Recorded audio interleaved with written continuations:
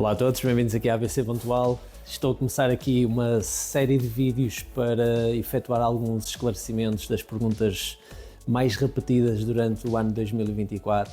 Está um frio de rachar, nem aqui no meu espaço consigo ter um clima mais quentinho, mas vamos lá então começar aqui esta série de vídeos. Aqui a questão, ou seja, esta série de vídeos que eu estou a pensar fazer é mesmo numa perspectiva de esclarecer as perguntas mais efetuadas que me foram feitas durante este ano. Como todos sabem, a BC Pontual é uma empresa de assistência técnica em equipamentos de laser CO2, laser de fibra, laser CO2 galvanométrica. Também faço alguns trabalhos da marca Roland, trabalhos em impressoras Roland, plotters de corte, mas basicamente aqui neste canal só relato mesmo situações relacionadas com os equipamentos de laser CO2, fibra e CO2 galvanométrico. Portanto, a pergunta mais repetida deste ano, a que está em primeiro lugar, qual foi? Muito simples.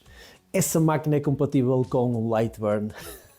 Esta foi a pergunta que eu ouvi mais vezes e que me tive que explicar mais vezes. Portanto, vou tentar resumir, não entrar muito em detalhe técnico, porque senão não me calo e o vídeo vai ficar extenso. Portanto, aqui vai. Qual é a diferença entre um equipamento que é compatível com Lightburn e um equipamento que não é compatível com Lightburn? Em primeiro lugar, a grande diferença é o preço do equipamento. Portanto, muitos dos equipamentos de laser CO2, não falando aqui só dos equipamentos da BC Pontual, mas isto é comum, é geral, basicamente os equipamentos mais económicos do mercado. Posso abordar, por exemplo, as K40, que são aquelas máquinas em que toda a gente começa. Não digo todos, mas a maior parte das pessoas começam no mundo laser CO2 com as K40, equipamento que não comercializo na BC Pontual. O equipamento mais básico que comercializo na BC Pontual são as Kairos, que aproveito aqui um parênteses muito rápido.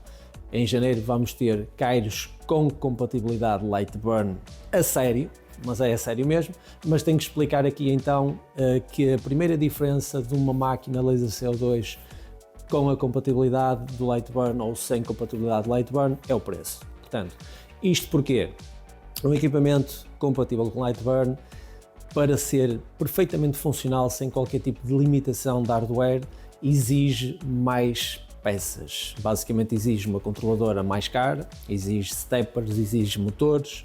Depois esses motores e steppers, como são mais fortes, exigem uma fonte de alimentação com mais capacidade e temos já aqui elementos suficientes para o preço da máquina disparar cerca de 600, 800 euros. Portanto, só por aí dá para perceber que, falando da K40, se quisermos pôr uma controladora ruída numa K40, a máquina vai ter uma subida de preço exponencial. Sendo que, se nós na BC Pontual decidimos o que é que os nossos fabricantes na China colocam nos equipamentos, nós é que tomamos a decisão das peças que queremos que sejam aplicadas na máquina dentro de cada segmento, para termos também depois uma posição de preço no mercado desses equipamentos em cada segmento. Nós percebemos rapidamente que uma máquina com compatibilidade Lightburn fica logo bastante mais cara, mesmo no processo de fabrico, porque exige mais peças. Portanto, a questão é mesmo esta. Existe depois uma segunda ponte, uma segunda opção, ao qual eu durante este ano fiz umas quantas experiências que me consumiram imenso tempo e depois na prática não me tirou, digamos, um resultado que fosse agradável de vender um equipamento com aquela condição. E eu estou a falar do quê? Eu acabei por pegar num equipamento que era a lava laser e não tenho problema nenhum em abrir aqui este jogo, isto é tranquilo. Eu comprei uma placa da Monoport, a versão 2, que é muito conhecida e que pode ser usada para converter uma K40, aliás, existe um equipamento da OMTech que é K40+, que usa esta placa. Só que o que é que acontece? Além de todo o tempo que perdi, percebi que haviam duas limitações nesta placa. Ou seja, Para resumir e para ser muito breve, porque basicamente não interessa muito entrar em detalhe, só interessa que percebam o conceito. Basicamente, esta placa trabalha com programação GBRL, que é a programação idêntica às lasers de diodo, e basicamente eu estava a pegar num equipamento que conseguia fazer gravações a 500 mm por segundo com qualidade, e eu tinha que o espremer para conseguir fazer 120 mm por segundo, e já não tinha a qualidade de gravação que eu tinha com o equipamento com a placa original, não compatível com o Lightburn. Ou seja, essa compatibilidade trouxe-me vários problemas de hardware e limitações. Ao que, depois de mostrar a solução a 3 ou 4 clientes, percebi que a receptividade não era agradável, então desisti dessa, digamos, transformação do equipamento para uma placa que fosse compatível com o Lightburn. Portanto, qual é a situação mais relevante no meio disto tudo?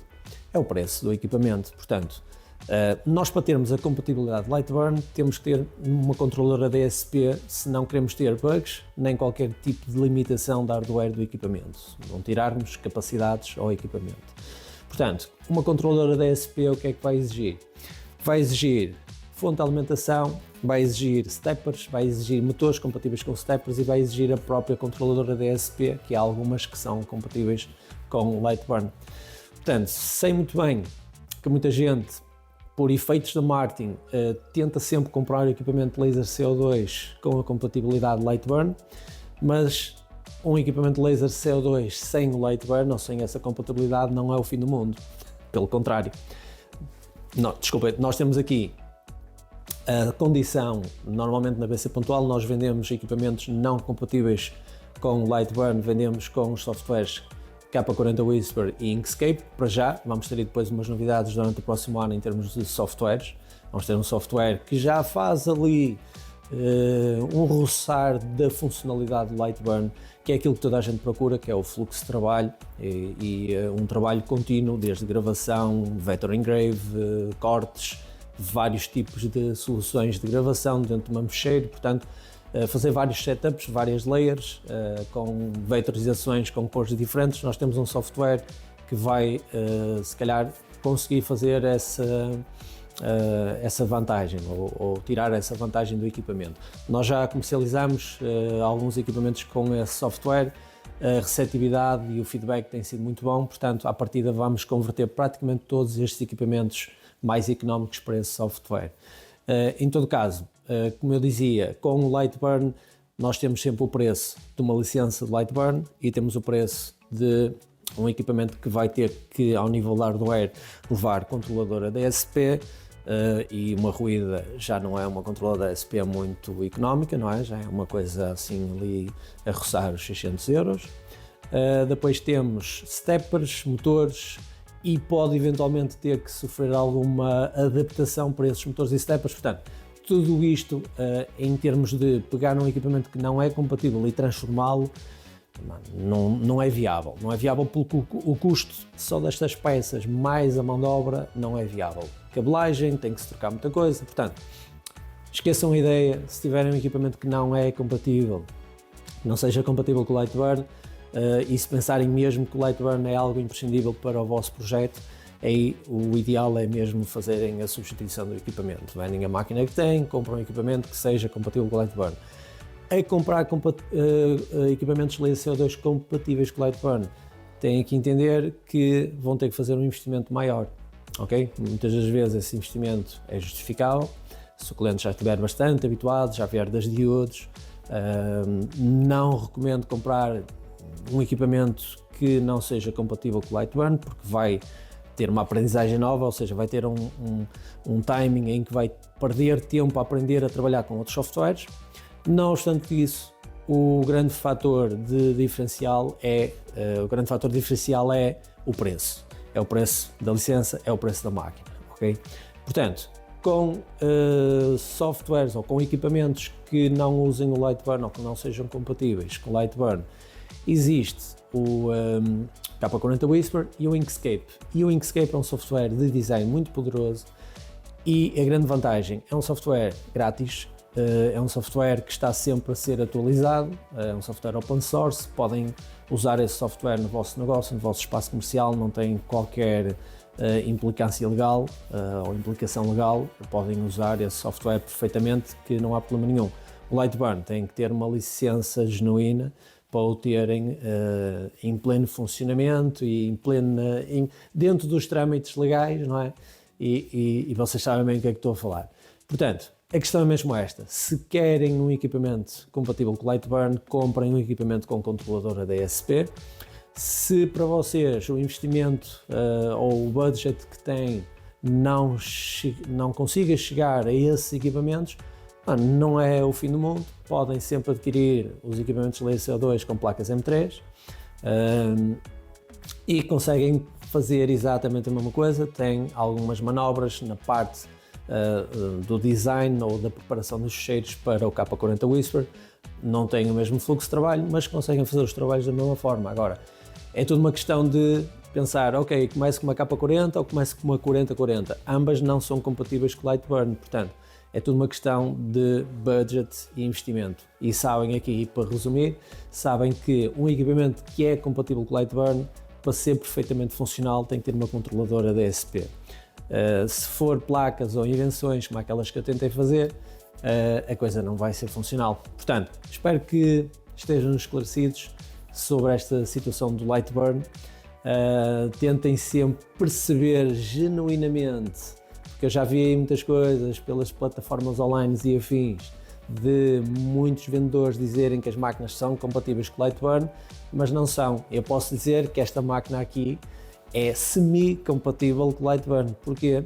Porque o cliente pode fazer todo o design com o software Lightburn e depois gravar o fecheiro.